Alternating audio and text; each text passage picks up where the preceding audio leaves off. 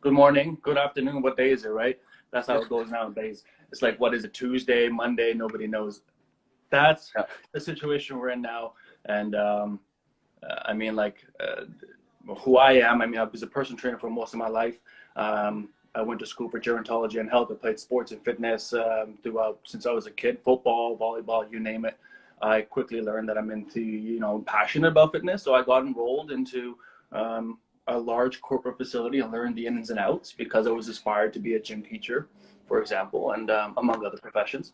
And Yeah. so I got here. And so now I'm training and running a gym and I'm doing some online coaching, and that's who I am. But now, given the situation, we're all just sort of like kept cooped up in our homes, right? I don't really have an identity nowadays.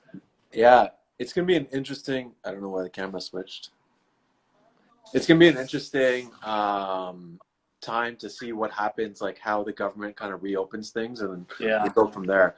But for now, everyone still has to stay moving. It's not like we can pause our health and let it Of course. deteriorate over Hmm. time. So we kind of need to stay on top of it. Okay. So you got into personal training. Is that what you truly wanted to do? Is that what you started off as, or? No, among other things, I wanted to become a physiotherapist, an occupational therapist. I did go through the nursing route at one point. I worked at a retirement home, Yeah. gave that a little test drive. I did enjoy it. I guess, the basic thing was commonality was that I like taking care of people, and so having their health and fitness and wellness sort of intertwined in a place where I can work and take Yeah. care of it is very important to me. So it was one stream that I do enjoy, but it doesn't take away from the fact that I still go and volunteer at retirement homes, or I do some work at hospitals here and there, some volunteering, and gym teacher was one of the biggest ones I wanted to become. Yeah. Summers off, all right, but yeah, it led me to this route because of some certain opportunities which I couldn't say no to. Gotcha. Right. So what kind of pushed you into health and or gerontology at Mac? Oh, that's a very personal question, but it's totally fine. I was what's that word? I was a tenant of a senior.